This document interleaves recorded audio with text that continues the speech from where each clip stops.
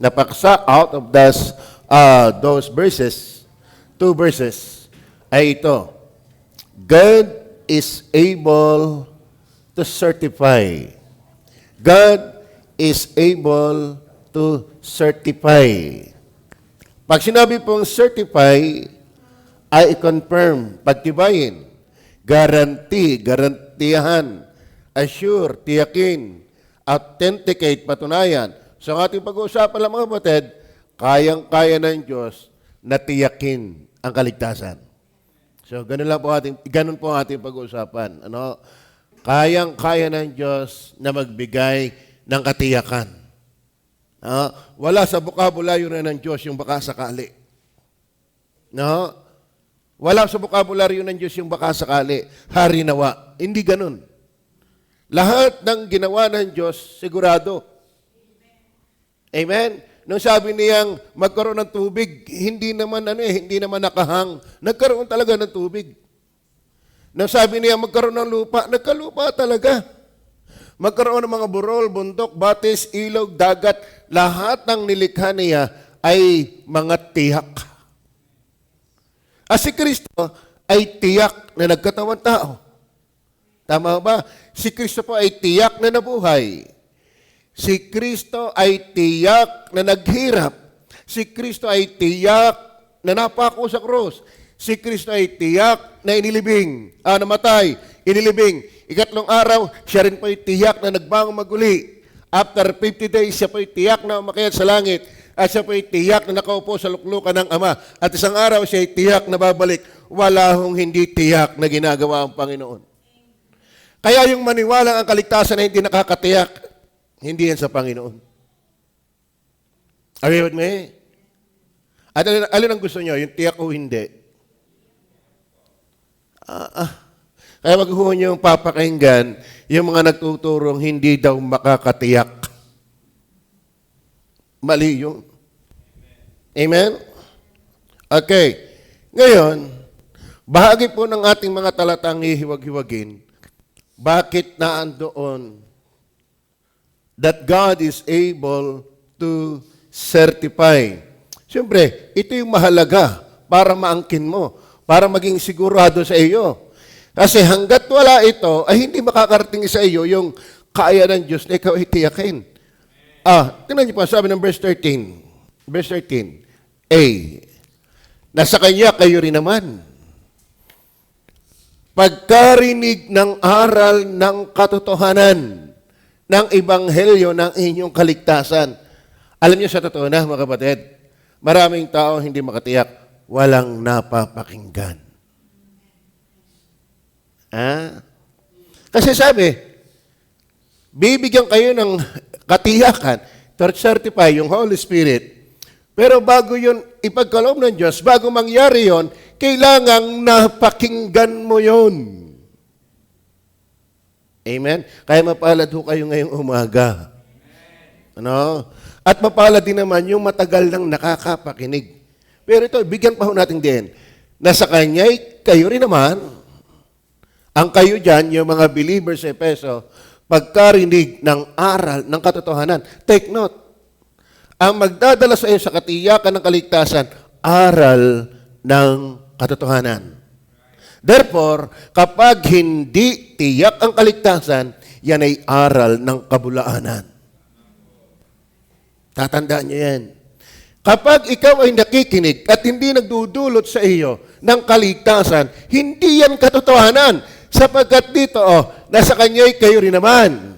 Pagkarinig ng aral ng katotohanan, ng ebanghelyo ng kaligtasan, maraming nakiki-ebanghelyo ngayon. Kung kayo po expose sa mga pangangaral, lahat ng relihiyon, may tinatawag pa sila mga evangelistic crusade. Meron pa silang mga pangmalawakang pangaral, nakiki-ebanghelyo. Pero hindi naman nila naintindihan ng ebanghelyo. Simple lang ang pakahulugan ng ebanghelyo. Simple lang ang naintindihan mo ang ebanghelyo. Dapat nagdala ito sa iyo sa kaligtasan. Ang ebanghelyo na hindi nagdadala sa iyo sa kaligtasan, hindi yan ebanghelyo. May false gospel. 2 Corinthians chapter 10, Galatians chapter 1, makikita natin dito, may ibang ebanghelyo. May bula ang ebanghelyo. Kaya hindi din malabo na may mga bula ang mga ngaral. Dapat naiintindihan po natin yan. Aliwanag naman po nasa Kanya kay Kristo, kayo rin naman. Pagkarinig ng aral ng katotohanan, kayo ba'y naikinig ngayon? And mind you, ang inyong pinapakinggan ay katotohanan. Bakit? Ng ebanghelyo ng inyong kaligtasan. Therefore, ang ebanghelyo na totoo, dapat nagdadala ng kaligtasan. At yung kaligtasan yan, hindi sa baril, hindi sa bangungot, hindi sa gutom, hindi sa disgrasya. Ang kaligtasan yan, yung pag namatay ka, tiyak mong ikaw ay palangit. Klaro ba? So, number 1, the gospel heard. The gospel heard. Ano? Nasa Kanya'y kayo rin naman. Napakarami pong talata magtitibay. Hindi ko lang papatulan lahat, mauubos tayo. Siguro kayo hingi ng outline, diyan, ibibigay namin. Doon sa Roma 10:17, ang sabi doon, wag niyo nang, sige. Kaya nga ang paniniwalay ng gagaling sa paikinig. Kaya pag kayo inanyayahan, makinig. Huwag kayong magdalawang isip. Dahil ginagamit ng Diyos na ikaw ay matiyak sa iyong kaligtasan, dapat meron kang mapapakinggan. Are you with me? Yung ebanghelyo ng katotohanan ng inyong kaligtasan. Doon sa Roma 10 verse 13 to 15, ating patulan, sapagkat ang lahat na nagsisitawag sa pangalan ng Panginoon ay mga liligtas. Verse 14. Paano nga sila magsisitawag doon sa hindi nila sinasampalatayanan? Paano sila magsisampalataya sa Kanya na hindi nila napakinggan? At paano silang mga kikinig na walang tagapangaral? Ibig sabihin mga kapatid, kung ang ebanghelyo ay kaya hindi makapagligtas dahil hindi napapakinggan, kaya hindi nakakapakinig dahil walang tagapangaral. Therefore, ang ultimate aim ng mapapakinggan at magdadala ng mapapakinggan ay maligtas. Therefore, diyan natin masusunson na dapat ang tagapangaral ligtas talaga. Para masabi ng isang mangangaral ay totoong mangangaral na may dalang totoong aral, dapat ang mangangaral tiyak ding ligtas. Paano makakapagpasuso ang inahing kambing kung walang gatas? Paano makapag-aakay ang bulag sa kapwa bulag? Makabubuhat bagang lumpo sa kapwa lumpo? Paano makakapangaral ng pag-asa ang walang pag-asa? Paano makapagbibigay ng kaligtasan kung ikaw mismo hindi ligtas? Amen? At kung ikaw na may ligtas, dapat nagdadala ka ng kaligtasan. Dahil sabi, ang ating talata, basahin ulit natin. At paano sila magsispangaral kung hindi sila mga sinugo? Yan, mag-aangkin na yan. Sila daw ang sugo. Kaya ang alamagasin, pasugo. Tanungin mo kung ikitiyak na palangit, walang nakakatiyak. Sala ka utoy.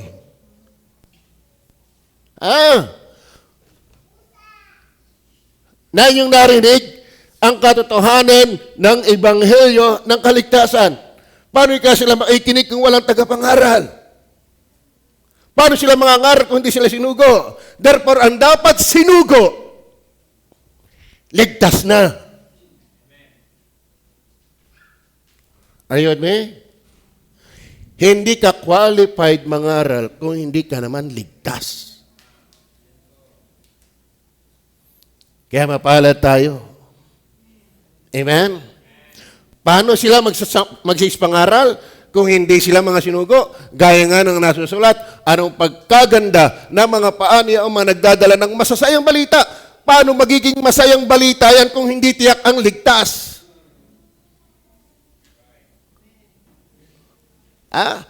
Nakakita ba kayo ng masayang balita? Na walang dalang masayang balita?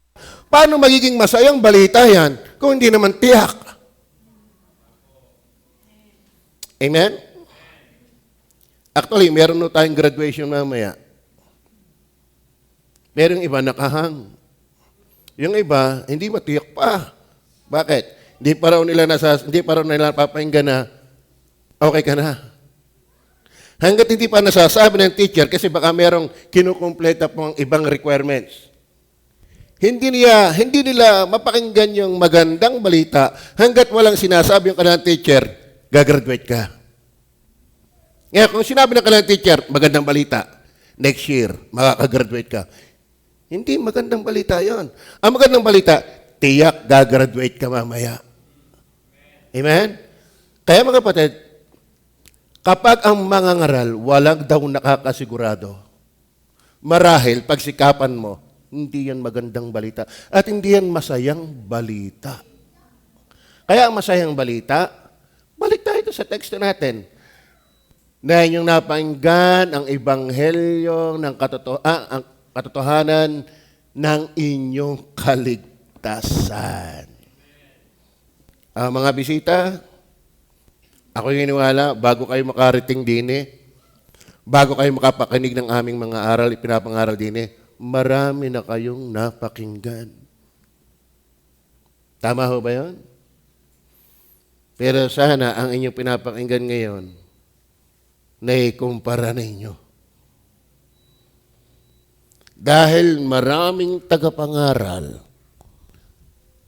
hindi qualified mangaral. Una, dahil ang mangangaral dapat ligtas. Paano ka magbibigay ng masayang kaligtasan kung ikaw mismo walang saya ng kaligtasan? Paano ka magbibigay ng liwanag kung ikaw mismo ay madilim? Paano ka magbibigay ng galak kung ikaw mismo ay malungkot? Paano ka magbibigay ng pag-asa kung ikaw mismo ay walang pag-asa? Paano bibigyan ng katiyakan ng langit ng ibang tao kung ikaw mismo na mangangaral hindi mo tiyak?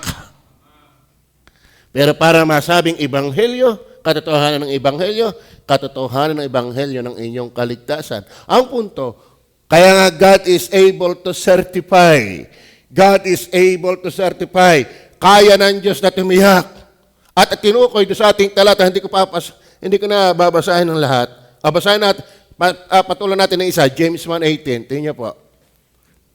Sa kanyang sariling kalooban, ay kanya tayo ipinanganak sa magitan ng salita ng katotohanan upang kayo maging isang uri ng pangunahing bunga ng kanyang mga nilalang. Sabi, kayo ipinanganak sa magitan ng salita ng katotohanan. Paano kayo papanganak? Paano ka maliligtas kung wala kang ang napakinggan? May napakinggan ka pero hindi nagtuturo ng katiyakan. Kaya mag-iingat kayo sa inyong mga napapakinggan. Lahat na nagtuturo na hindi magdadala sa iyo ng kaligtasan ay tiyak, false gospel, and hence, false preacher. Number 2. Nandiyan pa ba kayo? Basahin ulit natin ang verse 13. Yan lang po naman natin hihiwag-hiwagin.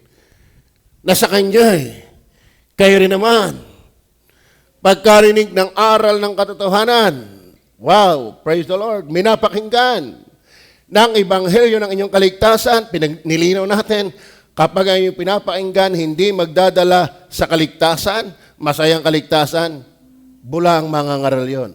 At hindi ebanghelyo ang dala nun. Pero, kahit pa naman ikaw ay nakapakinig ng aral ng katotohanan, ng ebanghelyo ng kaligtasan, dapat ito ang meron din na sa kanya rin naman mula nang kayo'y magsasampalataya. Ano ang saysay na kinakapakinig ng tama? Pero kinipit balikat mo lang. Are you with me? Amen. Alam niyo? Kahit pa kayo nakapakinig ng tama, pero pinairal mo kung saan ako nagising, doon ako mamamatay. Ay, mamamatay ka nga. dapat isuko mo ang sarili mo sa katotohanan. Ang sabi? Huwag lang narinig. Mula nang kayo'y magsisampalataya. Number 2, not only the gospel heard, but also the Lord Jesus Christ believed. Man, hindi ka maliligtas kung tagapakinig ka lang. Bahagi yun. Pero kung ikaw ay nakapakinig ng tama, may tamang mangangaral, may tamang ebanghelyo na magdadala sa kaligtasan, pero napakinggan mo lang. Ay, okay, ito ang akin. Ako may palagay na akin. Ay, kung ano yung naituro sa anting ko, yun, tama din naman yun. Mga kapatid, sabi ni Jesus, ako ang daan, hindi ako ang mga daan. Hindi ako ang isa sa mga daan. Pag sinabing siya ang katotohanan, isa lang yon. Hindi sinabi ni Jesus, I am one of the ways. I am the way and the truth. Naintindihan niyo ba yun?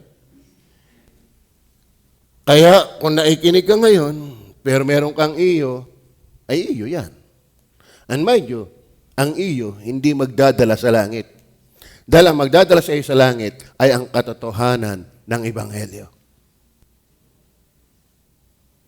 Are you with me? Maliwanag ko ba? John 1:12. Alam na po natin mga talatang iyan. Datapwat ang lahat ng sa kanya'y nagsitanggap ay pinagkalooban niya sila ng karapatang maging mga anak ng Diyos. Sa makatwid bagay ang mga nagsisampalataya sa kanyang pangalan. Hindi ka anak ng Diyos hanggat hindi ka sumasampalataya kay Kristo. God is able to certify. Kaya ka niyang tiyakin. Una, dapat napakinggan mo si Jesus.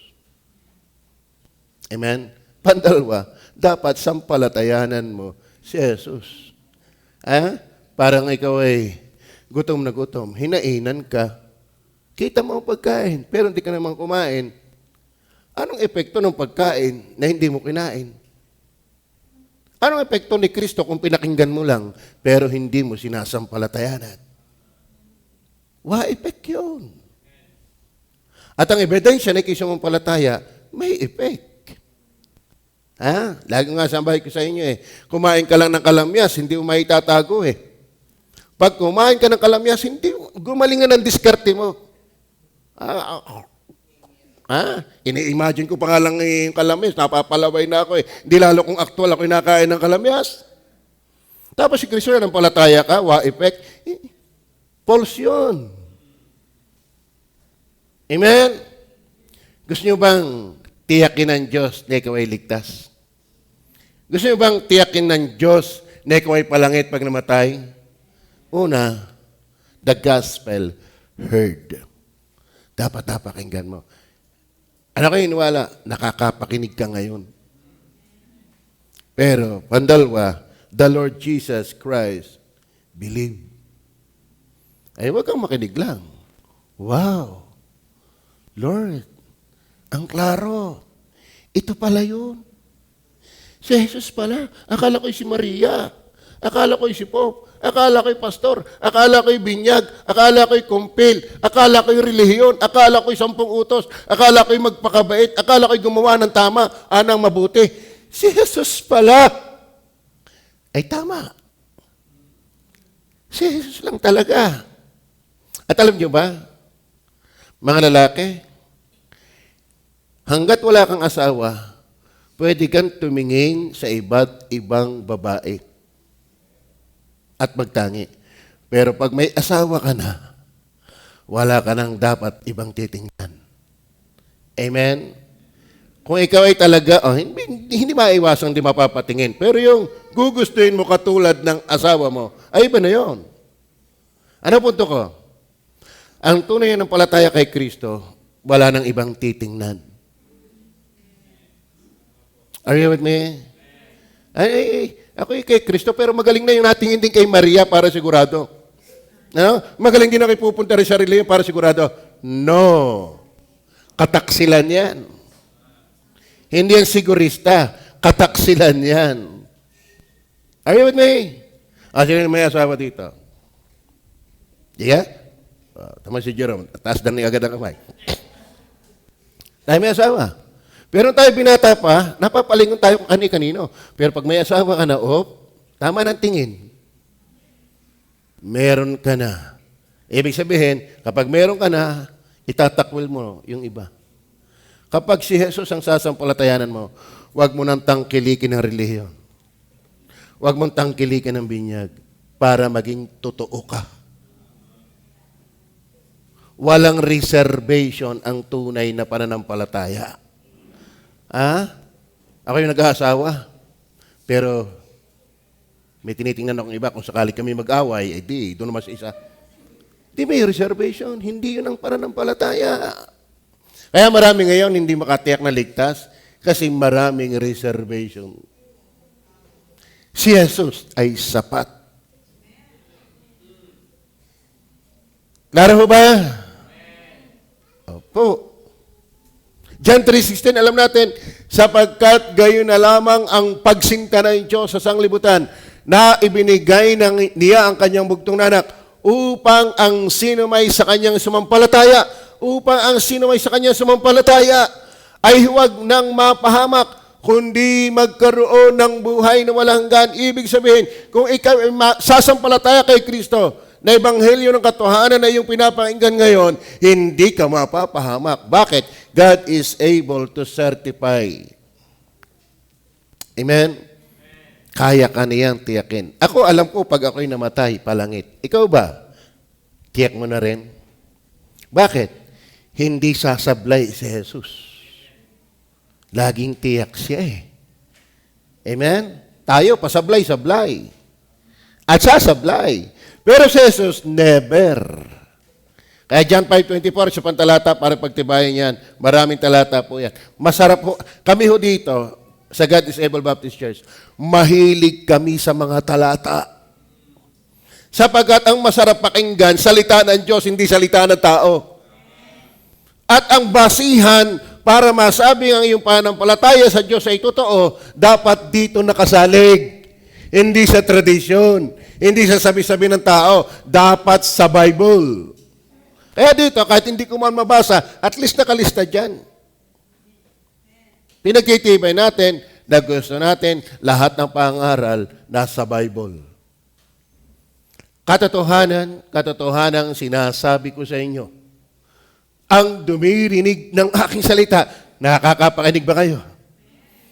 Pero wag lang dirinig. Nanyo ang dumirinig ng aking salita, part yun. Pero, at sumasampalataya, magkasama yan. Paano sila sasampalataya kung hindi nila napakinggan? Pero kung napakinggan mo naman at hindi ka sumampalataya, wala rin. Kaya dapat makinig, manampalataya. At sumasampalataya sa Kanya na nagsugo sa akin. Ayan may buhay na walang hanggan. Hindi may buhay na walang hanggan. At hindi mapapasok sa paghatol, kundi lumipat na sa kabuhayan mula sa kamatayan. What a blessed truth. Amen? Sana, wag niyong pagdalawang isip ang Diyos sa kanyang mga katotohanan. Then number 3, not only the gospel heard, the Lord Jesus Christ believed. Ito pa maganda, verse 13. Balik tayo sa verse 13. See, hinihiwag-hiwag lang po natin. Ano sabi? Nasa kanya'y kayo rin naman pagkarinig ng aral. Mahalaga yung may marinig. Ngayon, kung ako pastor ay marami nang napakinggan.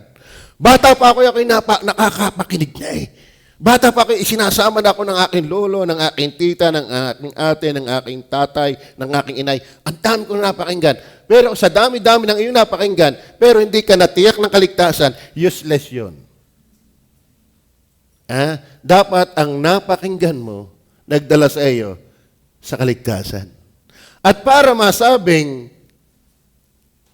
katotohanan ng iyong napakinggan, ang layunin niyan ay kaligtasan. Nasa kanya'y kayo rin naman pagkarinig ng aral ng katotohanan. May napakinggan ba kayo?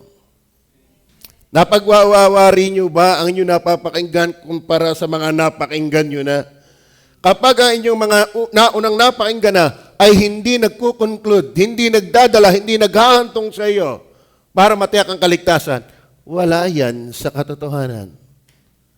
Pagkarinig ng aral ng katotohanan, ng ebanghelyo, ng inyong kaligtasan, so dapat kaligtasan para masabing totoong ebanghelyo. Nasa kanya rin naman, hindi lang napakinggan. Mula nang kayo'y magsasampalataya. Sampalatayanan niyo ba yan? Bigay yung maglalako ng abon. Na sell stock ka lang, bili ka agad. Yung nag-a-offer ng networking. Maganda din tayo mapaga.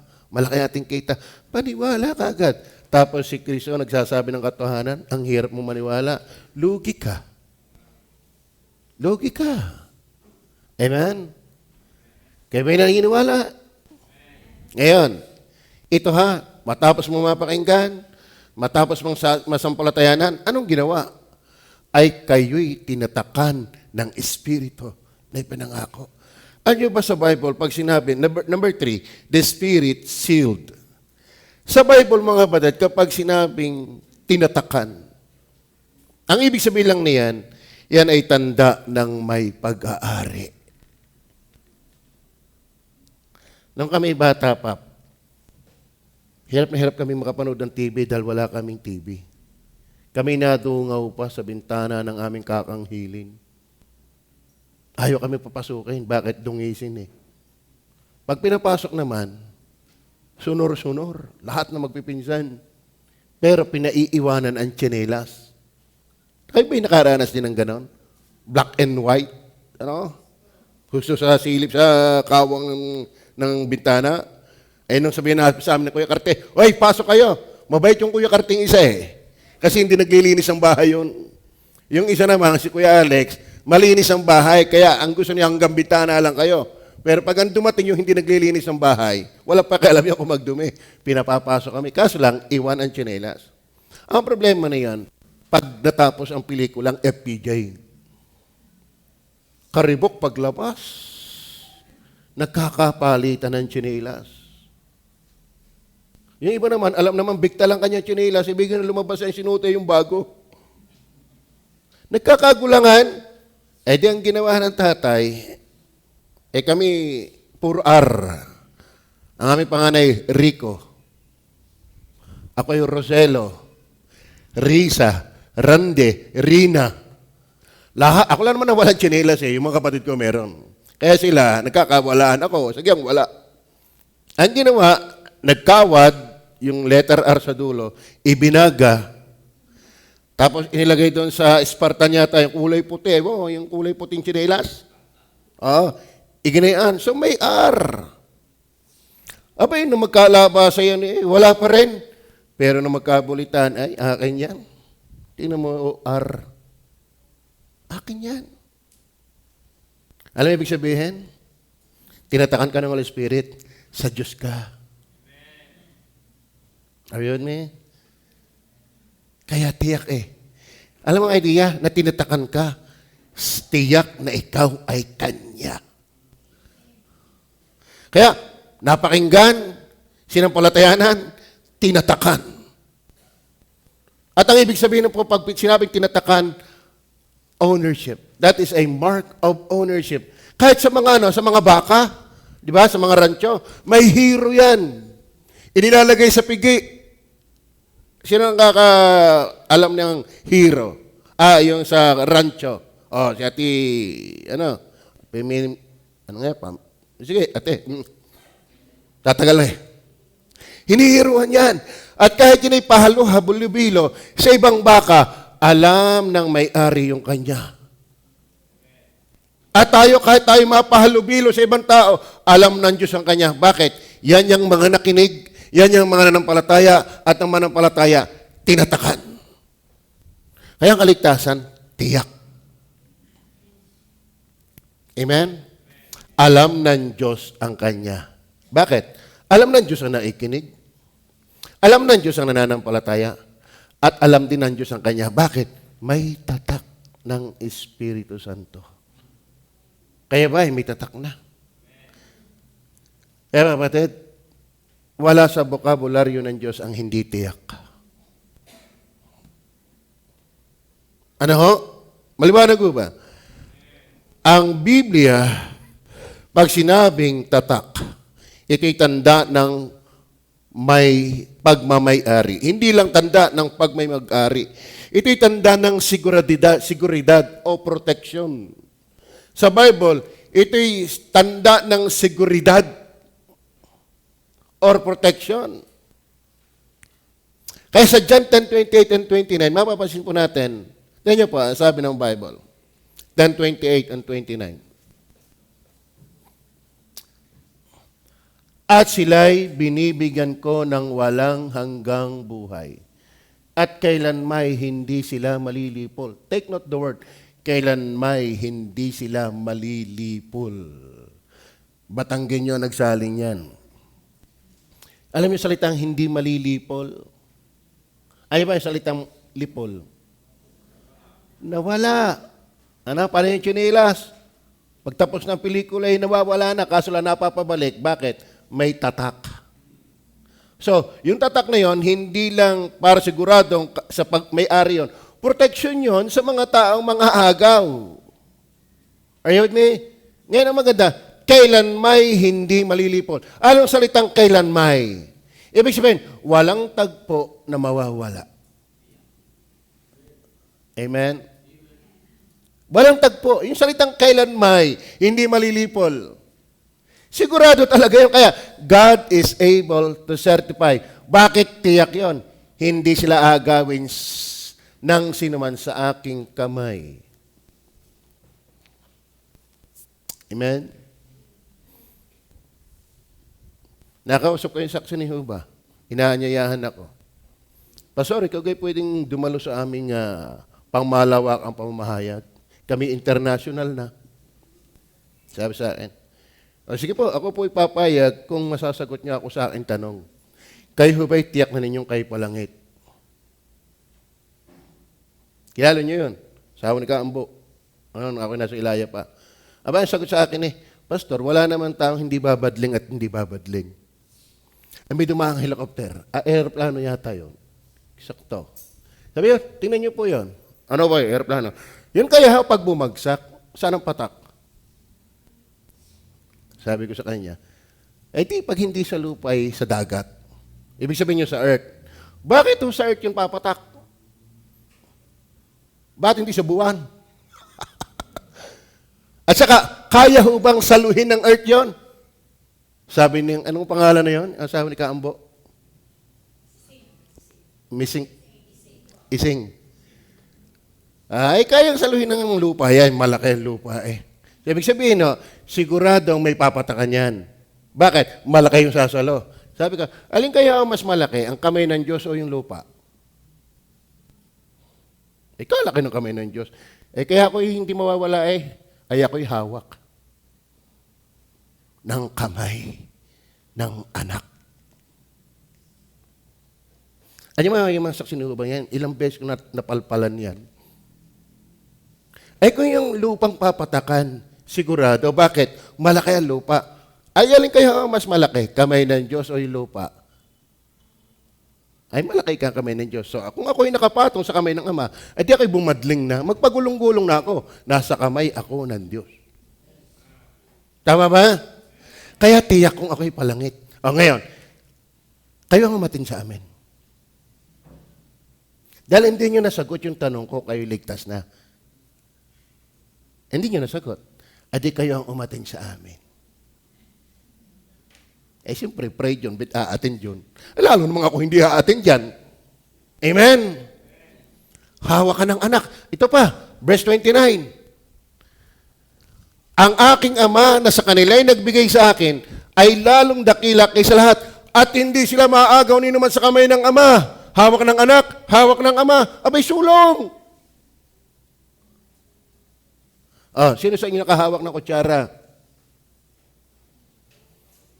Halimbawa, ito, cellphone. Ito, cellphone. Hawak ng kaliwa.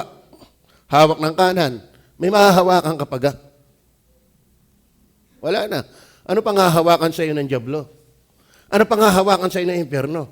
Hawak ka ng Ama, hawak ka ng Anak, kaya tiyak. God is able to certify. Ngayon, kung hindi mo tiyak, ang problema sa iyo, hindi Diyos. Ang problema ay ikaw. Ha? Walang problema ang Diyos. Basta napakinggan mo siya, sinampalatayanan mo siya, tatatakan ka niya. Are you listening? At ito pa, hindi lang ito tanda ng pagmay-ari, ito'y tanda ng seguridad, ito'y tanda ng katunayan o pagiging totoo. Kapag ikaw may tatak ng Holy Spirit, tunay kang sa Diyos. Kaya yung iba hindi nakakatiyak ng langit, ay hindi yan sa Diyos. Klaro ba? Masarap ba? Oh, kayo na po dyan, tiyak nyo na bang kayo'y palangit pag namatay? Paano ka magiging tiyak na sa Diyos kung hindi mo tiyak na ikipapa sa Diyos? Paano magiging tiyak kang sa Diyos kung hindi mo tiyak na ikipa sa Diyos? Ang tiyak na nasa Diyos, yung pag namatay, ay pa sa Diyos. Bakit? Nakarinig, nanampalataya, natatakan. Then last, verse 14. Verse 14. Na siyang patotoo. Yung salitang patotoo, matibay yan. Isang araw may workshop music dito. Ay nagyayakag ang maglumi, yung dalawang pastor. Ay diyan ako niyayakag. Ayoko. Hindi ako nasasarap pa. Bakit? Pagkatapos kumain, lasang ipot. Pero sabi ko, may pagyayakagan ako sa iyo. Maniwala ka. Masarap dun. Oh, nung makakain sabi niya, bay, masarap nga. Napatunayan. Ay mga kapatid, may patotoo na kapag ikay nakapakinig, nanampalataya, natatakan, may patotoo. Ano yun? Na siyang patotoo sa ating mana hanggang sa ikatutubos ng sariling pagkaari. Yun palang nakarinig, nanampalataya, natatakan, ay sariling pag-aari ng Diyos. At ano layunin? Sa ikapupuri, hindi mo, hindi ng tao, ng Diyos, sa kalwalatian. Ngayon, ano yung patotoo? Yun palang Holy Spirit na yun ay gumagarantiya, mga kapatid, ng ating mana.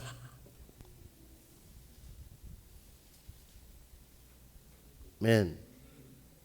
Ibig sabihin, mga kapatid, ang Banal na Espiritu ang tumitiyak kapag nakapakinig ka, kapag nanampalataya ka, kapag natatakan ka, tumitiyak na ikaw nga'y anak na ng Diyos at tagapagmana niya.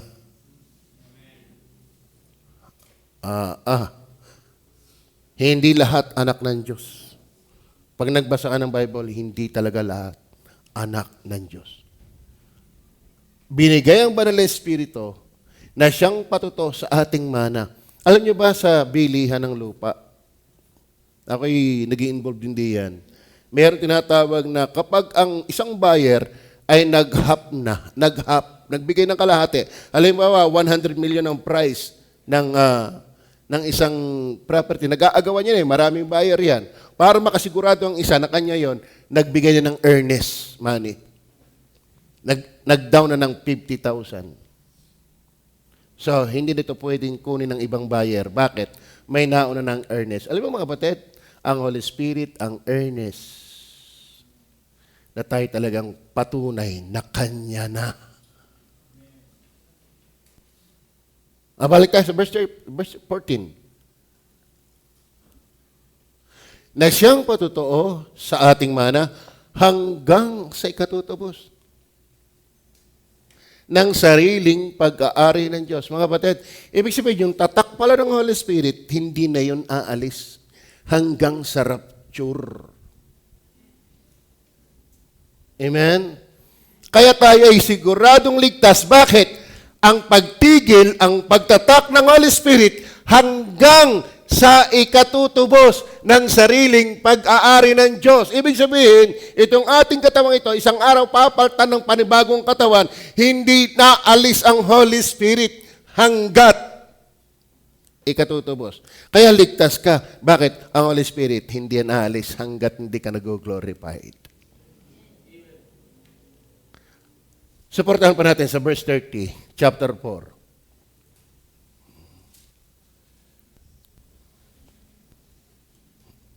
Diyan pa ba kayo? At huwag niyong pigatin ang Espiritu Santo ng Diyos. Bakit siya napipigati? Nakatira siya sa atin eh.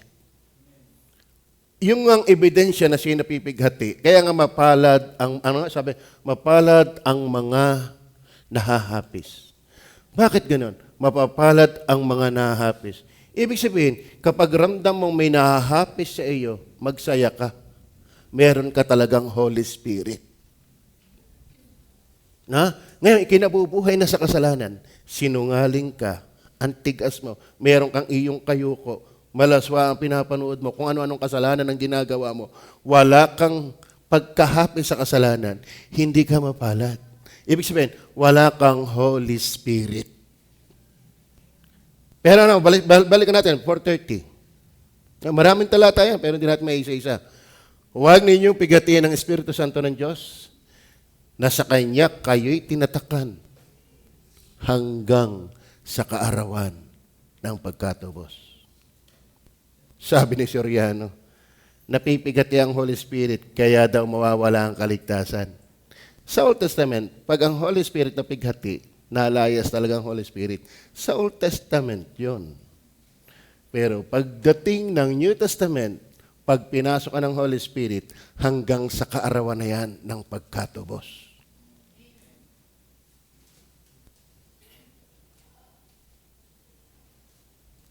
Titingnan ko, kung maalala ko. May talata pa dyan eh. John 14. John 14. Verse, yun, tama. 14 verse 16. Tignan niyo po. Another proof that the Holy Spirit will abide in us forever. Tignan niyo, at ako'y dadalangin sa Ama. At kay bibigyan niya ng ibang mga aliw upang siyang sumainyo magpakailanman. Hindi sa atin hanggat tayo'y banal. Hanggat tayo'y revive. Hanggat tayo'y malakas. Siya isa sa atin magpakailanman. Kaya nga siya'y napipigati. Hindi siya makalabas. Hindi siya lalabas. Klaro ba? So ang Holy Spirit ay patotoo na talagang ang kaligtas ay sigurado. God is able to certify. Number 4, the inheritance guaranteed. Ang mana, ang pamana ay sinugurado. Oh, daming talata, oh. Hindi tayo matipid. Amen? Kayo na lang. Ay, pag ipinatulang ko isa-isa, worship service na tayo. Isa pa. 1 Peter 1, 3 and 4. Ating patuloy niyan. 1 Peter 1, verse 3 and 4. Andiyan pa ba kayo? Kumusta kayo? Matapos niyong mapakinggan yan, God is able to certify dapat the gospel heard. Amen? Yung gospel na tunay, para masabing tunay, nakapagliligtas. Tama? Number 2, yung iyong napakinggan, believe. Ay ano ngayon, kung napakinggan mo, tapos, kung saan ako namulat, doon ako mauutas. Ay, mauutas ka talaga. Are you with me? Si Jesus lang ang pag-asa. So, believe.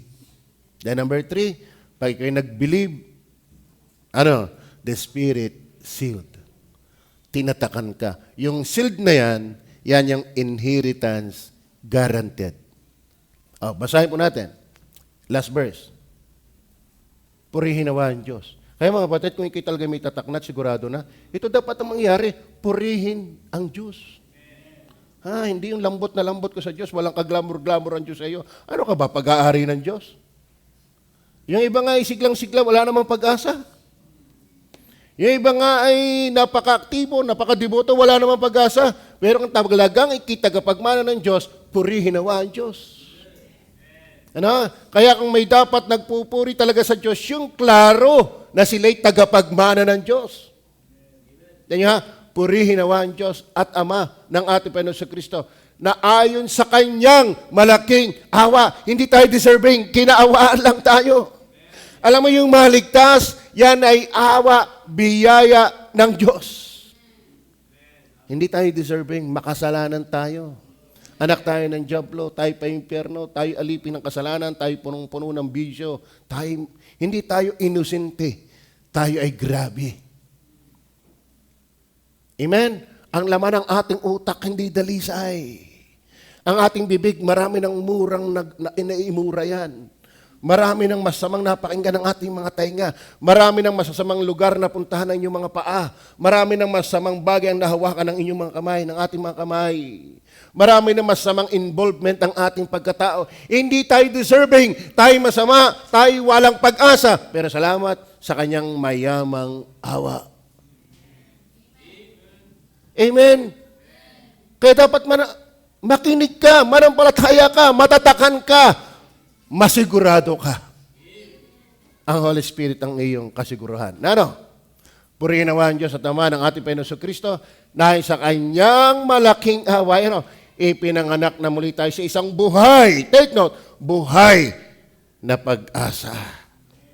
Alam niyo po, hindi yan pag-asa putol. Yan ay buhay na pag-asa. Alam niyo ba ang buhay na pag-asa? Kaya nga, purihin nawa. Alam mo yung puri?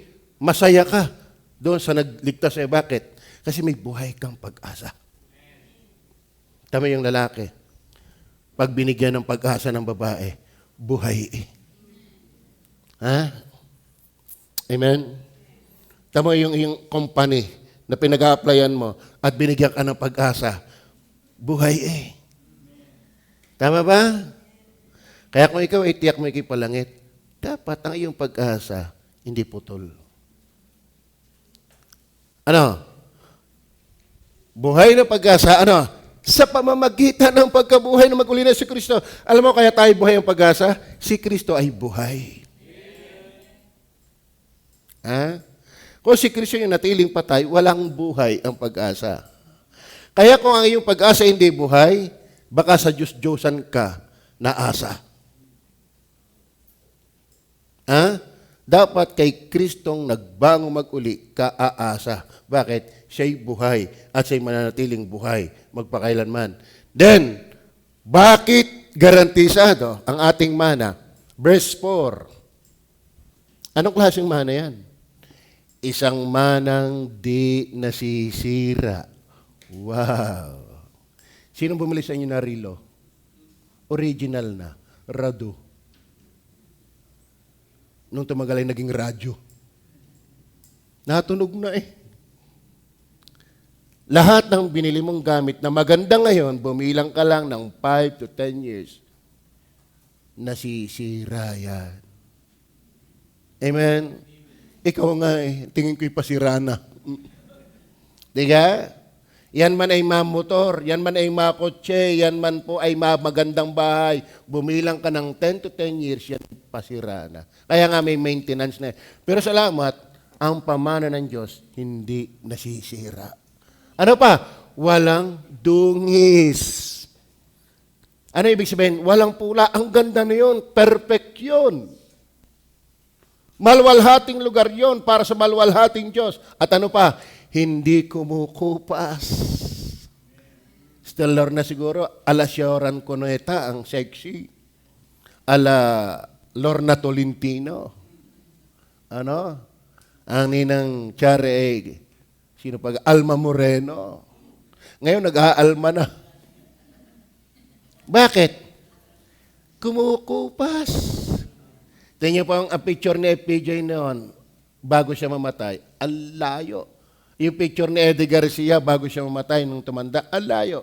Sa pakupas. Pero ang mana na ipinangako ng Diyos na ginagarantiyahan ng Holy Spirit, walang dungis, hindi nasisira, kumukupas. Na ano? Inilaan. Ano ibig sabihin? Naka-reserve. Na ano? Sa langit. Kaya mga kapatid, kapag ikay nakapakinig, nanampalataya, natatakan, ano? Iyan po ay sinisigurado na inilaan sa langit para sa inyo. Kaya po, God is able to certify. Bakit? Tiyak yan, verse 5. Na sa kapangyarihan ng Diyos ay iniingatan. Amen? Ang Diyos pag nangako, hindi napapako. Iingatan yan. Okay ba? Tiyak na. Check nyo na ho ba? Baka naman kayo, tagal nyo ng baptize. Ako kagang ay tiyak na. Dapat kung ikaw ay tunay may napakinggan, nanampalataya, natatakan, na sigurado na. Bakit sigurado? Kapangyarihan ng Diyos ang nag-iingat. Hawak ng Ama, hawak ng Anak. May tatak ng Espiritu Santo. Ano? Pastor, paano pang magkasala? Napatawad nga niya ang iyong kahapon, yung pagganamang ngayon. At ang pagpapatawad ng Diyos ay garne. Minsan at magpakailanman. Dito ulit ako magtatapos. Ito po ay lagi kong suking ilustrasyon. Anak ko si Jemuel. Siya ay grade 6 na pagpasok. No? Magiging grade na. Aalis na yata ni Padilla yan eh. Yun ay pinaglalaban niya. Halimbawa, hanggang college. No? Si Jemuel. Pero nung siya may kurso na, sabi niya sa akin, Daddy, hirap na hirap ka na kay elementary. Hirap na hirap, parang nahihirapan ka nung akong high school. Ako kayo mapag-aaral mo sa college. Sabihin ko kay Jemuel, tingin mo lang ako nahihirapan. Nagtitipid lang ako. Pero ang budget ko sa iyo hanggang ikay magkapo.